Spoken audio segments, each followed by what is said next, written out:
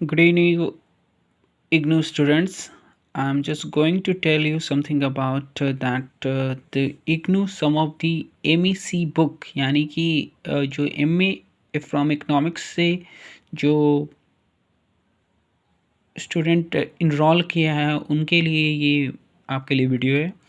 इस वीडियो में मैं आप लोगों को बताना चाहता हूँ कि इसके तहत जो आप लोगों को बुक्स जो प्रोवाइड की गई है उनमें से जो सबसे मोस्ट इम्पॉर्टेंट बुक है वो है माइक्रो इकोनॉमिक्स एनालिसिस MEC 101। इसके तहत आपको जो चैप्टर्स पढ़ने को मिलेंगे उसमें है the consumer behaviour and theory of consumer behaviour, theory of demand, some recent development. तो ये सारे यूनिट्स हैं। इसमें अगर आप अंदर में देखोगे तो theory of demand, some recent development,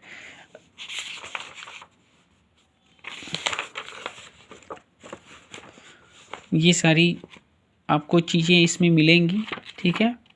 और इसके बाद आपको एक दूसरी बुक आपको दिखाते हैं चूँकि ये वॉल्यूम 1 है and the second book is volume 2 MEC 101 micro economics analysis. In this आपको यूनिट्स आप देख लीजिए, पिगोवियन एंड द पेरेंटियन अप्रोच। सेकेंड में आपको देखनी है social welfare function. Third is imperfect market externality and public goods and the fourth is the social choice and the welfare. तो ये इस तरह से आपको जो MEC इकोनॉमिक्स से जो कर रहे हैं उनके लिए ये बुक्स सारे प्रोवाइड किए गए हैं। और आपको बता दें कि इसके तहत आपको जो बुक्स हैं that is very important one, वो काफ़ी रिलेटेड हैं मैथ्स से, ठीक है। तो इकोनॉमिक्स से जो बच्चे पढ़ रहे हैं उनके लिए एक इम्पॉर्टेंट इन्फॉर्मेशन देना चाहते हैं कि अगर आप माइक्रो इकोनॉमिक्स में अगर आप इनरोल करते हैं तो आपको मैथ्स की जानकारी होनी बहुत ज़रूरी है। अब आप देख सकते हैं यहाँ पर दिया गया है introduction to the differential calculus, ठीक है। तो डिफरेंशियल कैलकुलस के अंतर्गत जो आपने 10th वगैरह में पढ़ी होगी या 11th-12th में, तो set theory, functional and geographical representation and differential calculus, function limit and continuity, ये आपको चैप्टर पढ़ने हैं जो कि मैथ्स से रिलेटेड है। आप अंदर में देखिएगा तो सेट थ्योरीज वगैरह दी गई हैं और ये सारे आप लोगों ने 9th-10th में भी पढ़ा होगा और 11th-12th में तो सारे के सारे पूरी की पूरी मैथ्स दिए गए हैं। तो ये काफ़ी इम्पॉर्टेंट न्यूज़ है for the economics, those who are studying from economics, MA in economics. I'm not telling about the BA or the 11th-12th. So this is very very important for those who are enrolled for MA in economics to know about the maths. Okay, matrix and vectors is also given there. You can see that vector analysis, linear algebra is also given, input output analysis, linear programming is also given there. Okay, तो ये सारी चीज़ें हैं आप लोगों को ध्यान से, इसके लिए आप मैथ्स के क्लासेस कहीं ले सकते हो, यूट्यूब के वीडियो देख सकते हो। ओके, और इसके अलावा है आपके पास माइक्रो इकोनॉमिक्स का मैंने बता दिया है, मैक्रो इकोनॉमिक्स है। मैक्रो इकोनॉमिक्स के अंतर्गत आपको क्लासिकल कीनेंशियंस अप्रोच, ये सारी चीज़ें आप लोगों को देखने को मिलेगी। अंदर में आप देख सकते हो इस तरह से कई यूनिट्स में बटे हुए हैं, जबकि यूनिट्स इसमें आपको जो मेन पर केवल 2 ही दिखाई दे रहा है, लेकिन कई यूनिट्स हैं इसमें अंदर। देखिए इकोनॉमिक फ्लक्चुएशंस, ठीक है, तो रियल बिजनेस साइकिल्स इस तरह से दिए गए हैं, कई यूनिट्स हैं इसमें। तो आप देख सकते हो कि टोटल इसमें, इसके अलावा इंडियन इकोनॉमिक पॉलिसीज से तहत आपके पास 3 बुक हैं।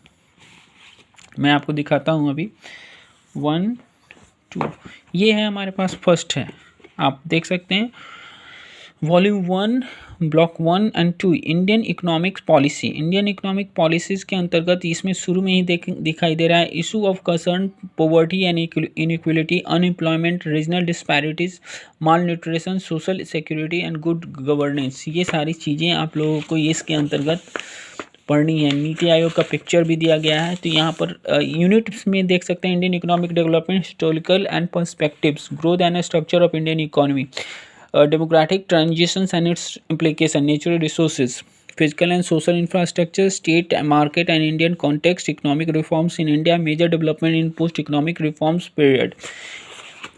After that third and fourth में आप देख सकते हो, थर्ड एंड फोर्थ है, इसमें भी आपको जो टॉपिक्स हैं उसमें आप देख लीजिए, inflation and monetary policy, inflation यानी कि महंगाई और मॉनेटरी पॉलिसीज़ के बारे में पढ़नी है, ठीक है। Capital market and its regulation, physical policies, physical responsibility, budget management, major development and union state relations, agriculture, large scale industry in India, micro small and medium enterprises, service sector and service sector 2, original organise sector, informal sector, ठीक है। After that Indian economic policies जो दी गई है उसमें third है, ये volume third है, यानी कि block 5 and 6 it has been given. तो इसमें भी आपको ट्रेड पॉलिसीज़, ये देखिए यहाँ पर आपको दिखेंगे trade policies, foreign trade, balance of payment and foreign Capitals. तो इस तरह से ये है। इसके बाद आपको लास्ट बुक आपको बताते हैं, दैट इज़ ये है MEC 004 economic of growth and development, ठीक है। तो इसमें आपको जो पढ़ने हैं वो है social and institutional aspect of development and theory of development, ठीक है।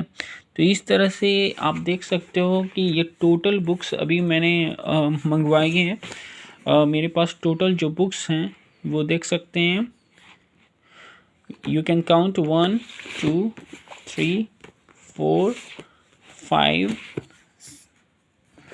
6 7 8 and 9. Yeah, it means if you have enrolled in MA in economics for the first year, तो ये फर्स्ट ईयर के बुक है, और आपको अबाउट लगभग इतने ही इक्वल में आपको सेकंड ईयर में भी बुक पढ़ने हैं, और सभी कहीं ना कहीं मैथ से रिलेटेड हैं और Indian economic development, Indian policies से रिलेटेड हैं। तो इन सभी को ध्यान में रखते हुए ही आप MA इन इकोनॉमिक्स में इनरोल करिए और अच्छे से स्टडी कर अपने भविष्य की तैयारी करिए। Thank you.